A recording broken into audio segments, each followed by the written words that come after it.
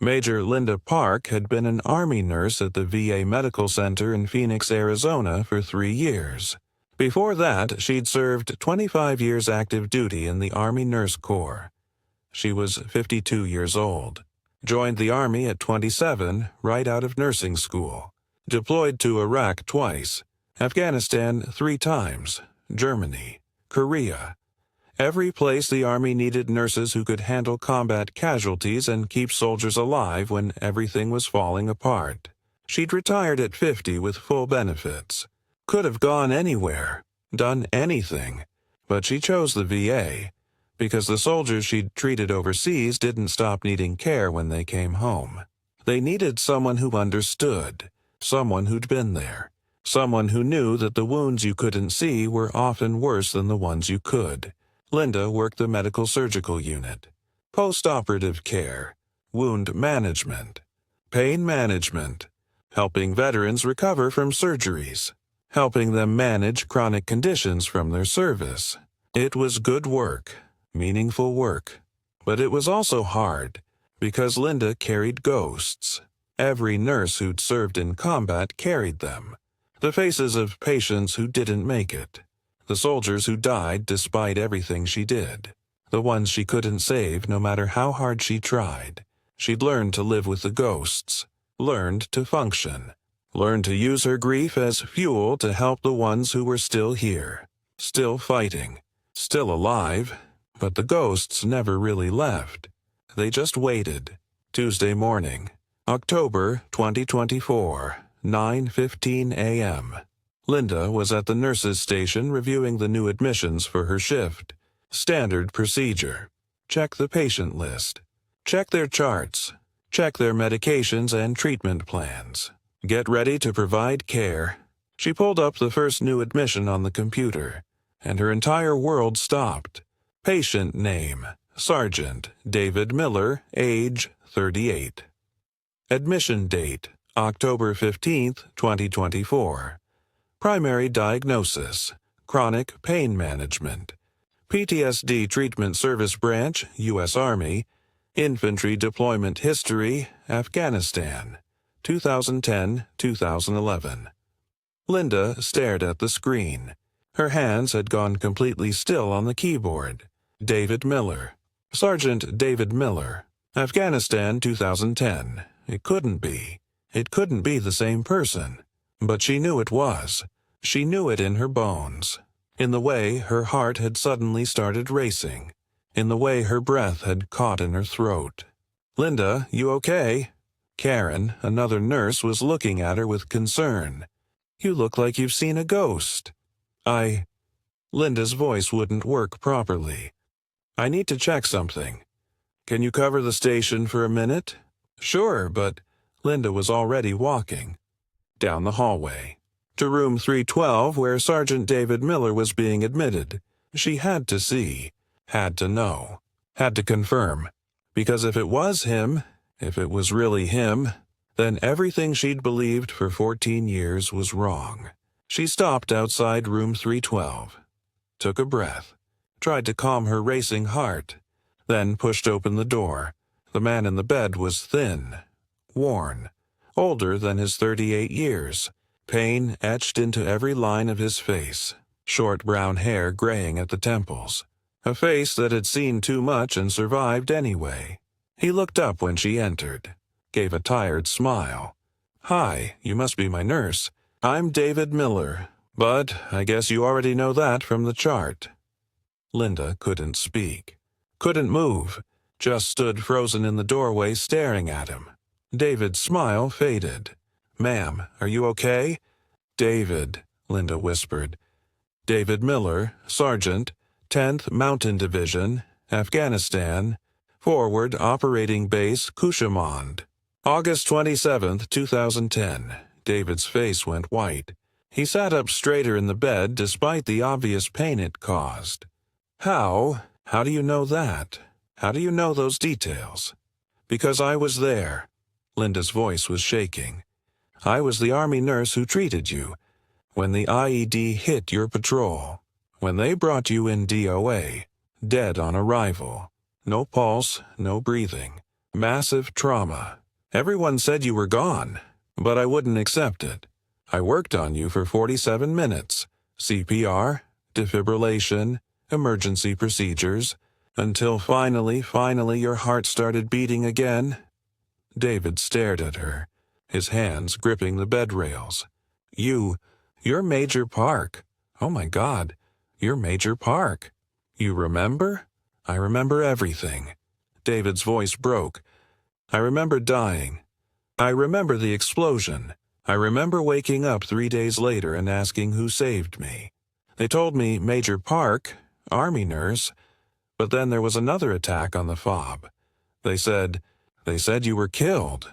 They told me you died, that the nurse who saved my life was gone. Linda's legs gave out. She sat down hard in the chair beside his bed. They told you I was killed? Yes, a week after I woke up. Mortar attack hit the medical tent. They said you were one of the casualties. I've believed you were dead for 14 years. I wasn't in that tent. I'd been transferred to another FOB the day before. I was supposed to be there, would have been there. But they needed me somewhere else. So I left. Both of them were crying now. 14 years of grief and survival and carrying the weight of thinking the other person was dead. I looked for you, David said. After I got home, I tried to find out where you were buried, where your family was. I wanted to thank them, to tell them their daughter saved my life. But the Army said the information was classified, that I couldn't access it.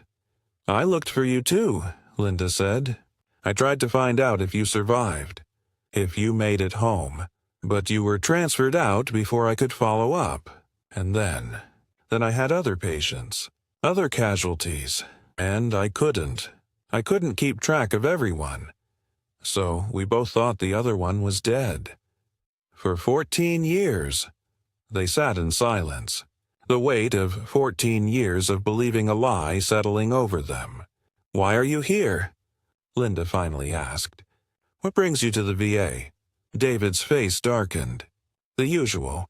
Chronic pain from the injuries, PTSD, nightmares. I've been struggling. Can't hold down a job. Lost my family. My wife left 3 years ago. Took the kids. I don't blame her.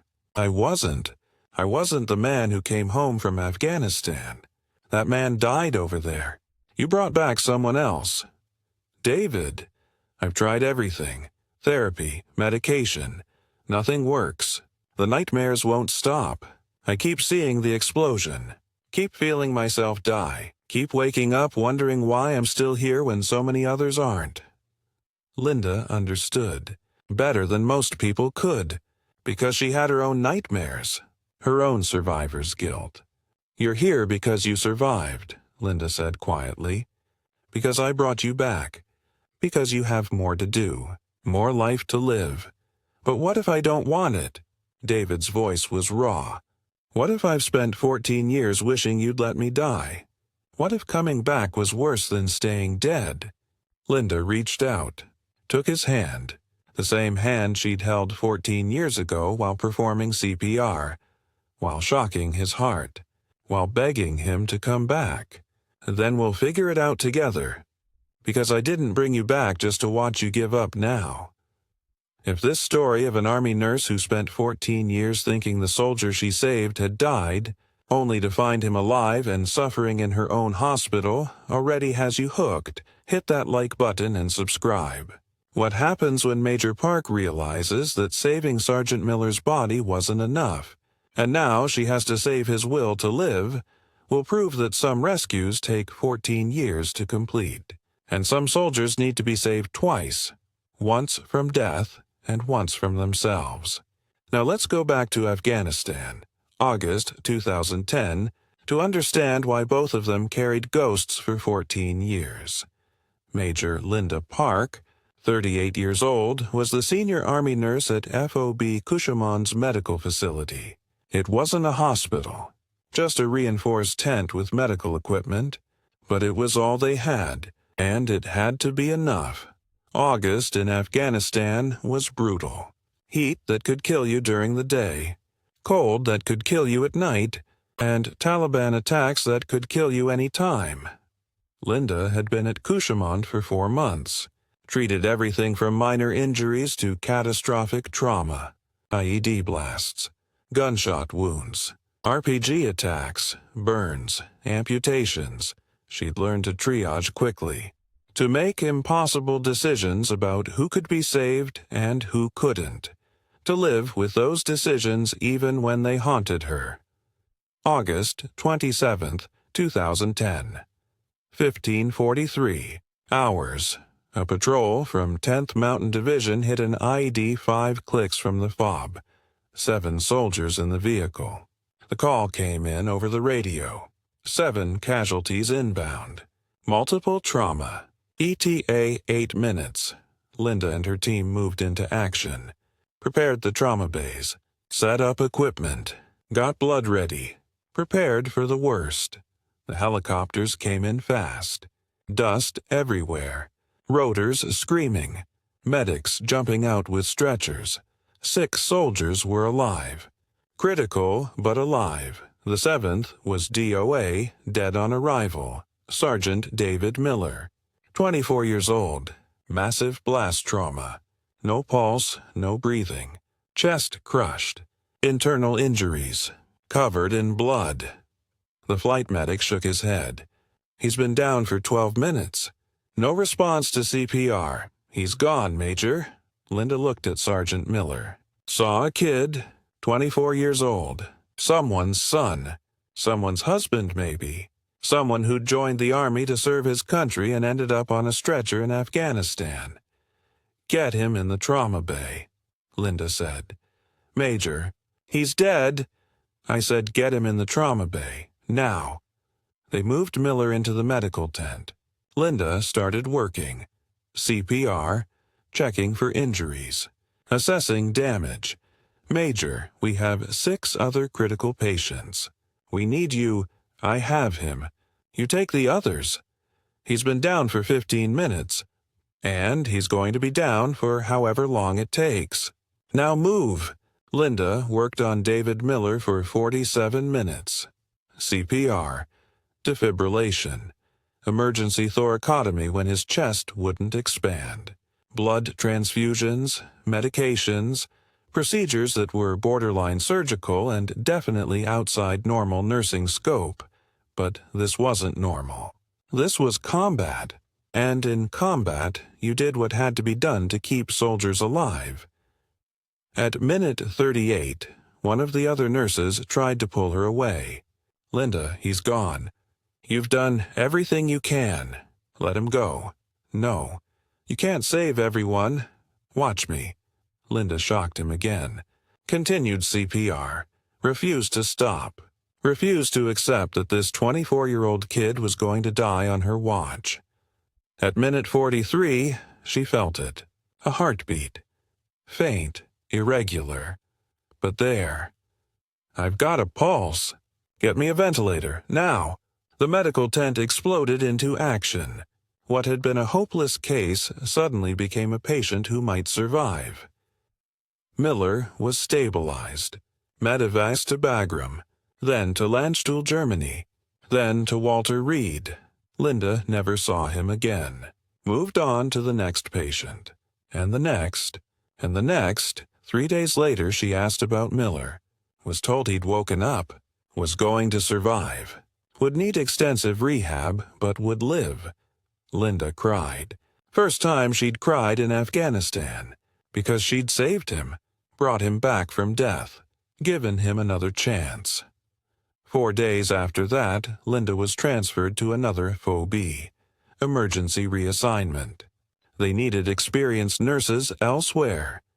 She left Cushimont on August 31st, 2010. On September 1st, 2010, a mortar attack hit FOB Cushimont's medical tent. 3 medical personnel were killed. The Army sent notification to all patients who'd been treated at Cushimont. Told them about the attack. Told them which personnel had been killed. Major Linda Park's name was on the initial casualty list. A clerical error. She was supposed to have been in that tent. Would have been if she hadn't been transferred. The error was corrected within 48 hours. But by then, the damage was done. Patients had been notified. Families had been notified. David Miller, recovering at Walter Reed, was told that the nurse who saved his life was dead. Killed in the same war that had nearly killed him, and Linda Park, serving at a different FOB, was told that several patients she'd treated at Cushimond were trying to reach her, but couldn't, because contact information was restricted for active duty personnel in combat zones. Neither knew the other was alive. Both spent 14 years believing a lie. Linda sat in the chair beside David's bed, both of them processing the impossible, that they were both alive, both here, both carrying 14 years of unnecessary grief. "Tell me about the 14 years," Linda said. "What happened after you came home?" David took a breath. "I came home in 2011 medical retirement, Purple Heart, combat infantry badge, all the stuff that's supposed to mean something. But I couldn't. I couldn't adjust. The nightmares, the pain, the guilt. Guilt about what? Surviving. 7 guys in that vehicle. 6 made it. 1 didn't. Corporal Jenkins, 22 years old. Kid from Ohio, wanted to be a teacher. He died instantly. I almost died, but you brought me back. Why? Why me and not him?" Linda understood. She'd asked herself the same question about every patient she'd lost. "Because I got to you. Because you still had a heartbeat somewhere deep down. Because your body was still fighting. Or because God has a sick sense of humor and wanted me to suffer. You don't believe that, don't I? I lost my wife, my kids, my career, my purpose. I've spent 14 years in pain. 14 years with nightmares. 14 years wondering why you saved me just to give me this life. And if you'd known I was alive?" David paused. "I don't know. Maybe it would have been different. Maybe knowing you survived would have given me hope. Proof that good things can survive war. But I thought you were dead. Thought you'd sacrificed yourself saving people like me. And that made it worse. Made me feel like I had to live for you. For all the medical personnel who died. Had to make it mean something. But I couldn't. I failed. You didn't fail. You survived. That's not failing. Surviving isn't living, Major. I've been surviving for 14 years. I haven't been living." Linda stood up. "Then we changed that. Starting now, Linda became David's primary nurse. Worked with him every shift. Helped manage his pain. Adjusted his medications. Coordinated his care. But more than that, she became his anchor. Someone who understood, who'd been there, who knew what it meant to carry ghosts. They talked about Afghanistan, about Phoebe Cushimond, about the other soldiers from that day. Linda had treated all 6 survivors, knew their names, their injuries, their outcomes. David had lost touch with most of them, pushed them away when his marriage fell apart. When the PTSD got bad, when he couldn't handle being around anyone who reminded him of that day, Linda helped him reconnect, used her VA access to find them, facilitated emails, phone calls, eventually reunions. 4 of the 6 survivors came to Phoenix, met with David, shared stories, shared pain, shared the burden of surviving when others hadn't. And they met Linda, the nurse who'd saved them all, who'd kept them alive when they should have died. "You saved all 6 of us that day," one of them said. His name was Martinez, staff sergeant. Lost his left arm in the blast. "We owe you everything." "You don't owe me anything," Linda said. "You paid your debt when you served, when you survived, when you came home." "But we didn't really come home, did we?" Martinez gestured at David, at himself, at the others. "We came back. But we left pieces of ourselves over there, pieces we can't get back. Then we build new pieces," Linda said. "Different pieces. Scarred pieces, but pieces that work. David's treatment was progressing. Better pain management, better PTSD treatment, group therapy with other veterans. Linda had connected him with resources, programs, support systems. He was starting to stabilize, starting to hope, starting to believe that maybe he could have a life after all. One day, his ex-wife brought the kids to visit. First time in 2 years. She'd heard he was doing better. Wanted to see for herself. The kids were teenagers now. Barely remembered him. Awkward and uncertain around this man who was technically their father but felt like a stranger.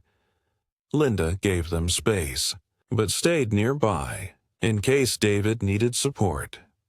After an hour, the kids left. The ex-wife stayed for a moment. "Thank you," she said to Linda, "for helping him. I couldn't. I tried for years, but I couldn't reach him. He was too far gone, lost in the war. But you brought him back. I just gave him tools. He's doing the work himself.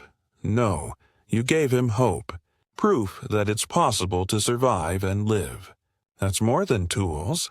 That's everything." After she left, David sat quietly for a long time. "I thought I'd never see them again," he said finally. "Thought I'd burned those bridges completely. But they came. They gave me another chance. That's what people do when they love you," Linda said. "They give you chances, even when you don't think you deserve them. Like you did. In Afghanistan, when everyone said I was dead, you gave me a chance, yes. And again now, when I was ready to give up. You gave me another chance, yes. Why? Why do you keep saving me?" Linda thought about it, about the 14 years, about the ghosts they both carried, about the moment in that medical tent when she'd refused to let a 24-year-old kid die, because that's what nurses do. We save people, and then we keep saving them. For as long as it takes.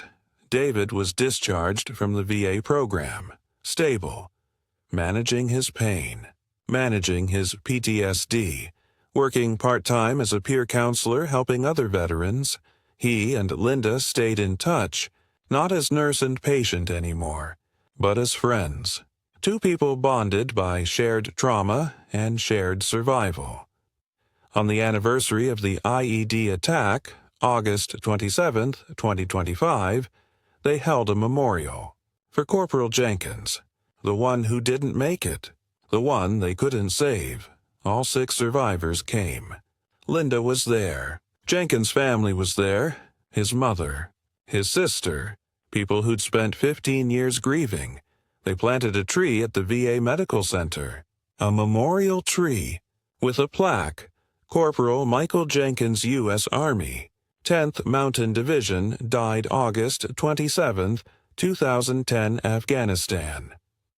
So others might live. Jenkins' mother hugged Linda. "Thank you for saving the others, for making sure Michael's death wasn't in vain, for giving these men a chance to live the life my son didn't get. Your son was a hero," Linda said. "They all are, the ones who died and the ones who survived." After the ceremony, David pulled Linda aside. "I have something for you." He handed her a small box. Inside was a medal, his Purple Heart, from Afghanistan. "I can't accept this," Linda said. "This is yours. You earned it. You earned it more than I did. You bled too, maybe not physically, but carrying all of us, all the soldiers you saved, all the ghosts. That's a wound too, and you've carried it for 25 years. David, I spent 14 years thinking you were dead. 14 years carrying guilt that you died while I lived. Now I know you're alive, and I realize the burden you've been carrying is heavier than mine. So please, take this. Let it represent all of us, all the soldiers you saved, all the lives you gave back, all the chances you gave." Linda took the Purple Heart, held it, felt the weight of it, the weight of all the soldiers, all the years, all the ghosts. "Thank you," she whispered. "No, Major. Thank you. For that day in Afghanistan. For 47 minutes of not giving up. And for this past year of still not giving up. You saved me twice. Once from death. Once from myself. I'm finally starting to understand that both were gifts. Major Linda Park retired from the VA at age 60. 8 years of helping veterans. 25 years of active duty before that. 33 years total of military nursing service. She'd treated thousands of patients. Saved hundreds of lives. Carried the ghosts of the ones she couldn't save. But David Miller wasn't a ghost. He was alive. Thriving. Working full-time as a veterans counselor. Reconciled with his kids. Building a new life. At Linda's retirement party, David spoke. Major Park saved my life twice. Once in Afghanistan when she refused to let me die. Once here when she refused to let me give up. But here's what I learned. Being saved isn't a one-time thing. It's a process, a relationship, a commitment. She saved me. I healed. She moved on to save others. That's what nurses do. That's what heroes do. They don't save you and forget you. They save you and trust you to take it from there, to build something with the life they gave back. So this retirement isn't an ending. It's a beginning. Major Park saved thousands of us. Now we get to show her it was worth it, that we took the lives she gave back and made them matter. Linda received a standing ovation. The room full of veterans she'd treated. Lives she'd saved. People who existed because she'd refused to give up. David presented her with a shadow box. Inside was her Purple Heart, the one he'd given her, and beside it, letters, dozens of them, from veterans she'd treated, thanking her, telling her what they'd done with the lives she'd saved. You carry us, David said. Now, let us carry you. Linda Park went home that night with a box full of letters. Proof that the ghosts she'd carried weren't ghosts at all. They were living, breathing people, building lives, raising families, making differences. She'd spent 25 years in the Army Nurse Corps saving soldiers. She'd spend the rest of her life knowing they'd saved her right back.